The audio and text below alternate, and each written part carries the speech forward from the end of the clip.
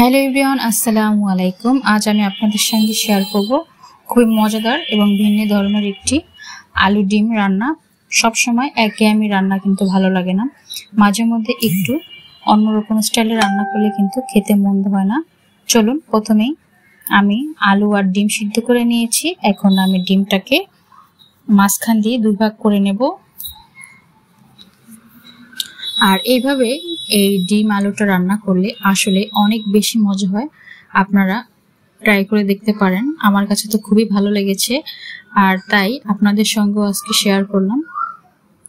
তারপরে এখন আমি আলুগুলোকে একটু হাত দিয়ে ভেঙে নেব। এটা একদমই গুঁড়া গুঁড়া বেশি করা যাবে না, একটু দানা দানা থাকবে। আপনারা দেখে বুঝতে পারছেন আমি একটু দানা দানা রাখছি। এইভাবে করে সবগুলো আলু আমি ভেঙে নেব।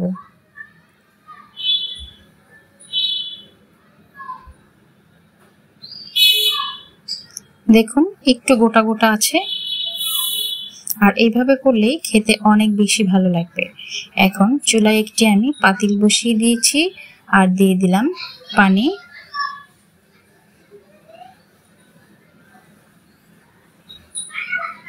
আমি 3 কাপের মতো পানি দিয়ে দিয়েছি। এখন আমি কিছু গুঁড়া মশলা অ্যাড করব। প্রথমে দিয়ে দিব লবণ, হাফ চা চামচের মতো দিয়ে দিয়েছি লবণ, হাফ চা চামচের কম হলুদের গুঁড়া, হাফ চা চামচের কম মরিচের গুঁড়া,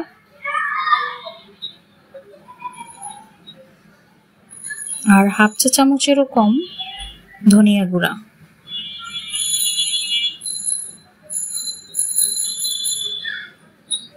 এখন এই গুঁড়া মশলাটা দিয়ে ভালো করে পানির সঙ্গে মিশিয়ে নিতে হবে। ফুটে আসা পর্যন্ত অপেক্ষা করব। আসলে এভাবে রান্নাটা করলে অসাধারণ হয়, আর আমার তো এভাবে রান্না করতে খুবই ভালো লাগছে। নতুন স্টাইলে রান্না করতে কিন্তু সবারই অনেক ভালো লাগে। এখন যে আলুটা আমি ম্যাশ করে রেখেছিলাম সেই আলুটাকে দিয়ে দিলাম। দিয়ে এটাকে 2-3 বার বলক করে নিব। আর এরই ফাঁকে দিয়ে দিলাম 3-4টা কাঁচামরিচ, দারুণ একটি ফ্লেভার আসার জন্য। দেখুন 3-4 বার কিন্তু বলক উঠে গেছে। এখন আমি আলুটাকে নামিয়ে একটি সাইডে রেখে দেব। আমি একটি প্যান বসিয়ে দিয়েছি।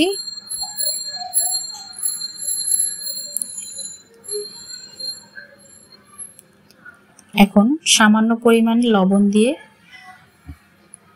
আমি এক এক করে ডিমগুলো ভেজে নেব।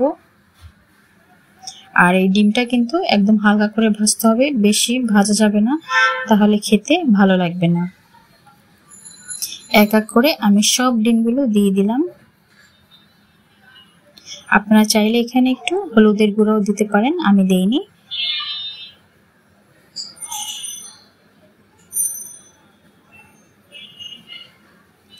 দেখুন ডিমগুলো আমি হালকা করে ভেজে নিয়েছি। এখন সব ডিমগুলো আমি তুলে নেব।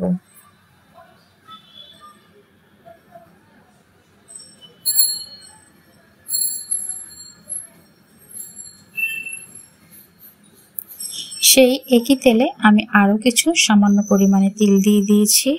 এখন কিছু বাটা মশলা অ্যাড করব। দিয়ে দিলাম 2 টেবিল চামচ পেঁয়াজ বাটা, হাফ চা চামচের মতো আদা রসুন বাটা দিয়ে মশলাটাকে 3-4 মিনিটের জন্য ভালো করে ভেজে নিতে হবে, যাতে কাঁচা গন্ধটা চলে যায়।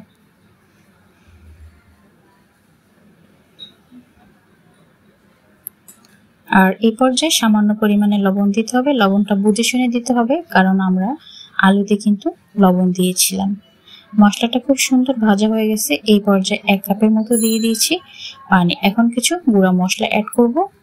আর এই মশলাটা হবে একদমই সামান্য পরিমাণে, যেহেতু আমরা আগেই আলুতে গুঁড়া মশলা অ্যাড করেছি।